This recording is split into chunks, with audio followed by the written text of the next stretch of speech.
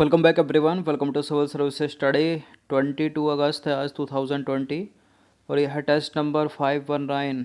Focus करेंगे history के प्रश्नों पर। तो चलिए स्टार्ट करते हैं। इस पूरी की पूरी टेस्ट सीरीज़ की प्लेलिस्ट बना रखी है, उसका लिंक आपको डिस्क्रिप्शन बॉक्स में मिल जाएगा। वहाँ पर आप टेस्ट नंबर 1 से लेकर टेस्ट नंबर 591 तक पहुँच सकते हो। 519 519। तो क्वेश्चन नंबर 1 है, निम्नलिखित कथनों पर विचार करना है। 3 स्टेटमेंट है, यहाँ पर बताना है कि इनमें से कौन सा करेक्ट है। पहला स्टेटमेंट है, दक्षिण में चिश्ती सिलसिले की नींव शेख बुरहान ने रखी। शेख बुरहान निजामुद्दीन औलिया के शिष्य थे। इन्होंने दौलताबाद को अपना स्थायी निवास बनाया। देखिए, अगर आप एग्जामिनर हैं तो इस प्रश्न को समझना है आपको, तो कहाँ आप दिमाग चलाएंगे कि मैं कौन सा स्टेटमेंट गलत करूँ इनमें से, बताइए। देखिए, पहला स्टेटमेंट चलो ठीक है, जो भी है। तीसरा ठीक है। दूसरा स्टेटमेंट में क्या है, एक हाईली नॉन पर्सन का नाम लिया गया है। तो आप जीएस पढ़ रहे हो, उसमें हिस्ट्री पढ़ रहे हो, तो थोड़ा जो है इनके बारे में पढ़ा होगा। तो इनके शिष्य के बारे में भी 2-3, सबका तो नहीं लेकिन 2-3-4 का नाम तो याद कर सकते हो ना। तो क्या शेख बुरहान निजामुद्दीन औलिया के शिष्य थे? करेक्ट है स्टेटमेंट। पहला, दूसरा, तीसरा सभी सही है। यहाँ पर डी है इसका आंसर, कोई फेरबदल नहीं किया गया। तो शेख बुरहान जो है तथा शेख हुसैनी गेसुदराज का संबंध दक्षिण भारत में सूफी मत के प्रचार प्रसार से था। दक्षिण में चिश्ती सिलसिले की नींव शेख बुरहान ने रखी थी, जो निजामुद्दीन औलिया के शिष्य थे। इन्होंने दौलताबाद को अपना स्थायी निवास बनाया। क्वेश्चन नंबर 2 पर आ जाइए। निम्नलिखित में से किस सूफी संत का संबंध दक्षिण भारत में सूफी मत के प्रचार प्रसार से नहीं था? शेख बुरहान, शेख हुसैनी, गेसुदराज। अभी तो बताया शेख हुसैनी गेसुदराज जो थे। शेख बुरहान जो शिष्य थे निजामुद्दीन औलिया के, ये भी थे। तो सारे के सारे तो हो नहीं सकते। इसका आंसर हमको नहीं ढूंढना है ना, तो बहाउद्दीन जकरिया हो जाएगा ये, क्योंकि ये दोनों तो हैं, ये नहीं है। तो सी है इसका आंसर। तो देखिए, शेख हुसैनी गेसुदराज ने चिश्ती सिलसिले को दक्षिण भारत में प्रोत्साहन दिया तथा गुलबर्गा में इस्लामी ज्ञान के प्रसार के लिए विशाल मदरसे की स्थापना की। क्वेश्चन नंबर 3 पर आ जाइए। निम्नलिखित में से कौन वैष्णव संत थी तथा ये संत अपने संप्रदाय में सभी जातियों तथा धर्मों के लोगों का स्वागत करने को तैयार रहते थे? कौन है इसमें वैष्णव संत? नरसिंह मेहता, मीराबाई, चैतन्य महाप्रभु। नीचे दिए कूट की सहायता से सही उत्तर का चयन कीजिए। कौन कौन हो सकता है इसमें? नरसिंह मेहता तो है, चैतन्य महाप्रभु भी हैं, मीराबाई भी हैं। तो सारे के सारे हैं, डी है इसका आंसर। तो देखिए, नरसिंह मेहता, मीराबाई, चैतन्य महाप्रभु और सूरदास सभी वैष्णव संत थे। ये संत अपने संप्रदाय में सभी जातियों और धर्मों के लोगों का स्वागत करने को तैयार थे। क्वेश्चन नंबर 4 पर आ जाइए। सूची 1 को सूची 2 के साथ सम्मिलित करना है। सूची 1 में है भक्ति संत, सूची 2 में है संबंधित व्यक्ति, और बताना है आपको नीचे दिए गए कूट की सहायता से सही उत्तर का चयन करना है। इनमें से बताइए, इनकी बात हो रही थी कौन कौन किन किन स्थान से संबंधित हैं ये। देखिए, नरसिंह मेहता का संबंध है मेहता गुजरात से, मीराबाई हैं राजस्थान, बंगाल सही है, सूरदास सी कहाँ है, सी का 3, डी का 4, जहाँ नहीं है उसको एलिमिनेट कर दी। इन दोनों में से एक आंसर है। 1 2 3 4 नहीं हो सकते क्योंकि ऊपर नीचे का तो क्रॉस में है, तो ये सही हो जाएगा इसका 2 1 3 4। तो देखिए, यहाँ भक्ति संत नरसिंह मेहता संबंधित है गुजरात से, मीराबाई राजस्थान से, चैतन्य महाप्रभु बंगाल, उत्तर प्रदेश से। चैतन्य महाप्रभु को बहुत बार पूछा है कि कहाँ से संबंधित इनका, बंगाल। क्वेश्चन नंबर 5 पर आ जाइए। सूफी मत विचार। पहला स्टेटमेंट है, 15वीं ने इब्न ए अरबी के अद्वैतात्मक विचारों को भारत में लोकप्रियता मिली। जीव मात्र की एकता का अरबी सिद्धांत तौहीद ए वजूदी नाम से विख्यात है और अरबी मान्यता के अनुसार सभी जीव तत्वतः एक ही हैं। बताइए कौन सा सही है।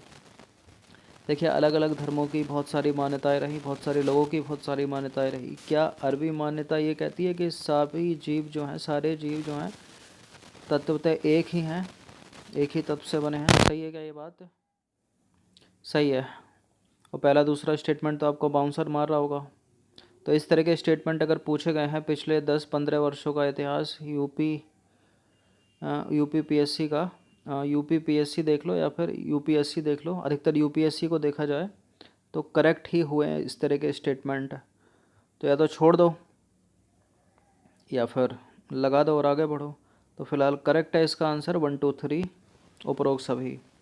तो उपरोक्त तीनों के तीनों स्टेटमेंट करेक्ट है। 15वीं सदी में महान अरब दार्शनिक इब्न ए अरबी के अद्वैतात्मक विचारों को भारत में बहुत बड़े वर्ग के मध्य लोकप्रियता मिली।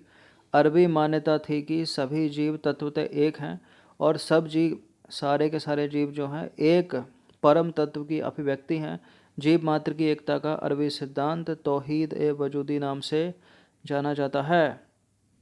क्वेश्चन नंबर 6 पर आ जाइए। सूफी मत के संदर्भ में निम्नलिखित कथनों पर विचार करना है। 2 स्टेटमेंट है यहाँ पर, बताना है कि इनमें से कौन सा करेक्ट है। पहला स्टेटमेंट है सूफी मत में हिंदी भजन निरंतर लोकप्रिय होते गए।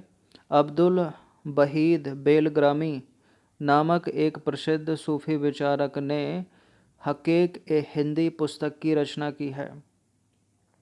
सूफी मत में हिंदी भजन निरंतर लोकप्रिय होते गए या फिर भूलते गए उनको, मतलब इरेडिकेट होते गए, क्या है इसका?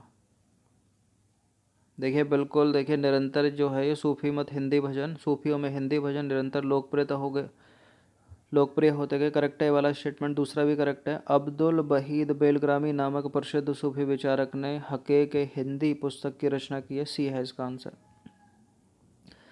तो सूफियों में हिंदी भजन निरंतर लोकप्रिय होते गए।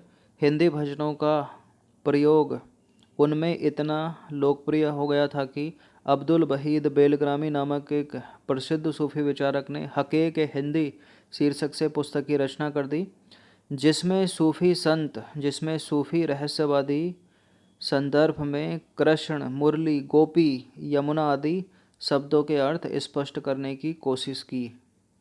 जिसमें उसने, सूफी विचारक ने, किसने? अब्दुल वहीद बेलग्रामी ने। क्वेश्चन नंबर 7 पर आ जाइए। निम्नलिखित कथनों पर विचार करना है। 2 स्टेटमेंट है यहाँ पर, बताना कि इनमें से कौन सा करेक्ट है। पहला स्टेटमेंट है एकेश्वरवाद से तात्पर्य एक ईश्वर की सत्ता को मानने से है। धन्ना रैदास तुलसीदास एकेश्वरवादी संत हैं, बताइए।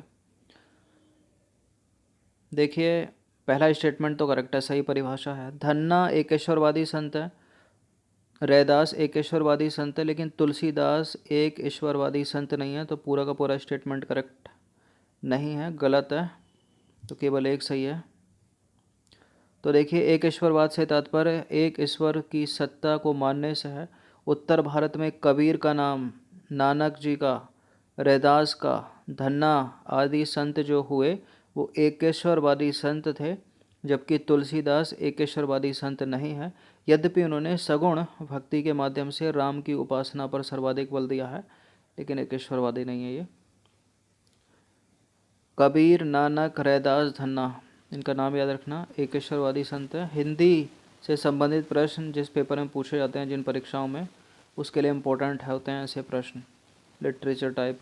क्वेश्चन नंबर 8 पर आ जाइए। निम्नलिखित में से किस संत द्वारा निपक्ष या फिर निपक्ष मार्ग का अनुमोदन किया गया? रैदास, रहीम, दादू दयाल या फिर गुरु नानक, बताइए। निपक्ष दादू दयाल, ऑप्शन नंबर बी। तो देखिए संत कवि दादू दयाल ने निपक्ष या निपक मार्ग का अनुमोदन किया एवं परम ब्रह्म संप्रदाय की स्थापना कर गुजरात और राजस्थान में भक्ति का प्रचार प्रसार किया। क्वेश्चन नंबर 9 पर आ जाइए। निम्बार्काचार्य के संदर्भ में कुछ स्टेटमेंट है यहाँ पर, और बताना कि इनमें से कौन सा सही है।